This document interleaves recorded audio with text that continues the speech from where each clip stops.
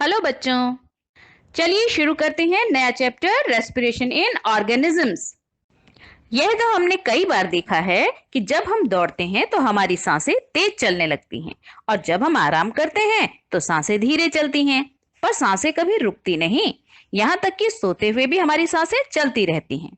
बच्चों, इस पृथ्वी पर सभी लिविंग ऑर्गेनिजम्स यानी प्राणी निरंतर सांस लेते रहते हैं। क्या आप जानते हैं कि हम अपने एक दिन में लगभग 23,000 सांसें लेते हैं और एक साल में लगभग 84 लाख। पर हम सांस लेते क्यों हैं? चलिए इसे समझते हैं। इस चैप्टर में हम सीखेंगे व्हाई डू वी रेस्पायर, यानी हम सांस क्यों लेते हैं। Aerobic and anaerobic respiration. What is breathing, breathing क्या होती है।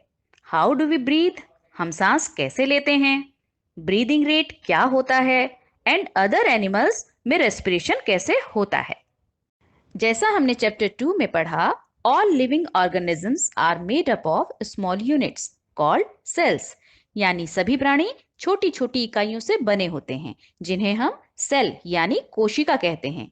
और ये सेल्स कुछ फंक्शंस यानी कार्य निरंतर करते रहते हैं, जैसे nutrition, transport, excretion and reproduction, यानी पोषण, परिवहन, उत्सर्जन और प्रजनन। क्योंकि ये कार्य निरंतर होते रहते हैं तो इन कार्यों को करने के लिए एनर्जी की जरूरत पड़ती है। इसी प्रकार हमारे दिन भर के कार्यों के लिए भी एनर्जी की आवश्यकता होती है। यहाँ तक कि सोते समय भी हमें थोड़ी एनर्जी की जरूरत पड़ती है।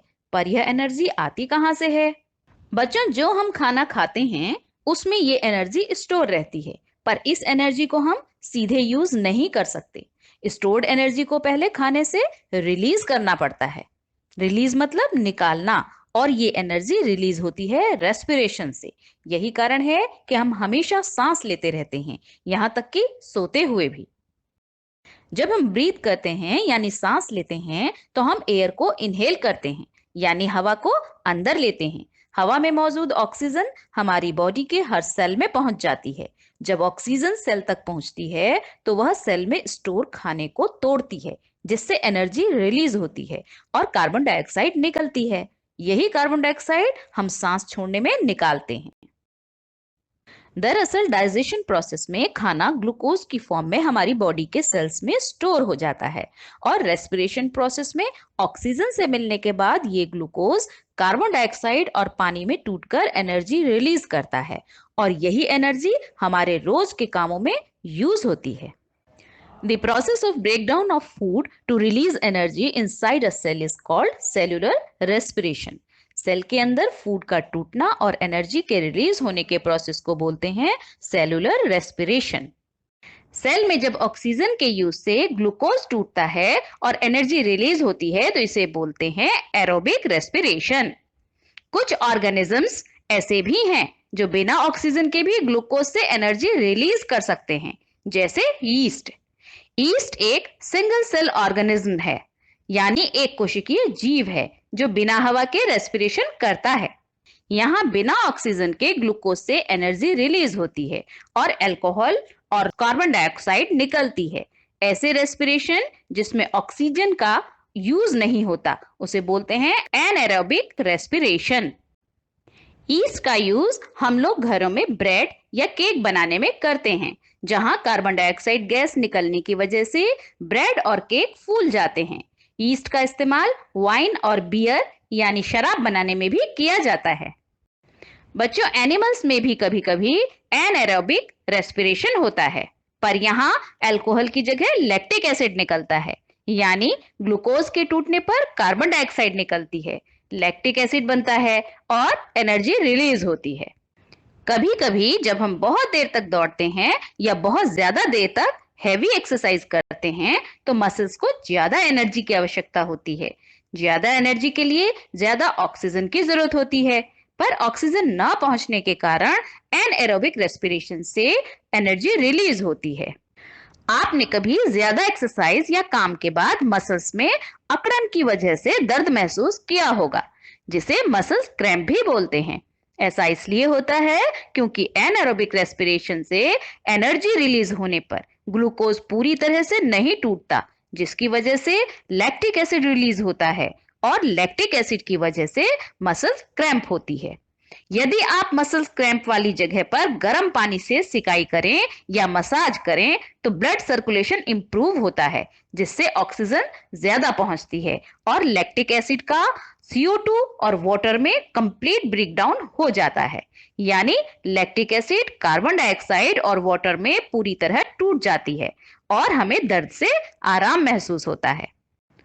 बच्चों, अक्सर ब्रीदिंग को हम रेस्पिरेशन समझ लेते हैं। चलिए इसमें थोड़ा अंतर समझ लेते हैं। ब्रीदिंग रेस्पिरेशन प्रोसेस का एक पार्ट यानी हिस्सा है। ब्रीदिंग का मतलब है सांस लेना और छोड़ना। जब हम ऑक्सीजन वाली एयर को शरीर के अंदर खींचते हैं तो इसे इनहेलेशन बोलते हैं, और जब कार्बन डाइऑक्साइड वाली एयर को शरीर से बाहर निकालते हैं तो इसे एक्सहेलेशन बोलते हैं। एक इनहेलेशन एंड एक एक्सहेलेशन को मिलाकर हम एक ब्रीथ बोलते हैं, यानी ऑक्सीजन वाली एयर को शरीर के अंदर लेना और कार्बन डाइऑक्साइड वाली एयर को शरीर के बाहर निकालने को हम ब्रीदिंग बोलते हैं। अब देखते हैं रेस्पिरेशन को। पहले इनहेलेशन होता है, जिससे ऑक्सीजन वाली एयर अंदर आती है। इनहेलेशन प्रोसेस से ली गई ऑक्सीजन का यूज ग्लूकोज से एनर्जी रिलीज करने में होता है। ग्लूकोज से एनर्जी रिलीज करते समय जो कार्बन डाइऑक्साइड निकलती है उसे एक्सहेलेशन प्रोसेस से शरीर से बाहर निकाल देते हैं। ये पूरा प्रोसेस यानी inhalation, glucose to energy release and exhalation को हम रेस्पिरेशन बोलते हैं। चलिए अब देखते हैं कि हमारा ब्रीदिंग रेट क्या है। ब्रीदिंग रेट यानी हम 1 मिनट में कितनी बार सांस लेते और छोड़ते हैं। एक बार सांस लेना और छोड़ना मतलब एक ब्रीद, यानी इनहेलेशन और एक्सहेलेशन दोनों को मिलाकर एक ब्रीद बोलते हैं। आप इसे घर पर आसानी से नाप सकते हैं। हमारा ब्रीदिंग रेट हमेशा कांस्टेंट यानी एक जैसा नहीं रहता, यह अलग अलग हो सकता है। और जैसा हमने देखा, अगर हम एक्सरसाइज करते हैं तो हमें ज्यादा एनर्जी की जरूरत पड़ती है, तो हम ज्यादा तेजी से ब्रीथ करते हैं। इसका मतलब हमारा ब्रीदिंग रेट हमारे शरीर के कार्य के अनुसार बदल सकता है। पर एक स्वस्थ मनुष्य आराम करते हुए 1 मिनट में लगभग 15 से 18 ब्रीथ करता है, यानी ब्रीदिंग रेट होगा 15 से 18 ब्रीथ पर मिनट। चलिए बच्चों, मिलते हैं वीडियो के सेकंड पार्ट में। Thank you.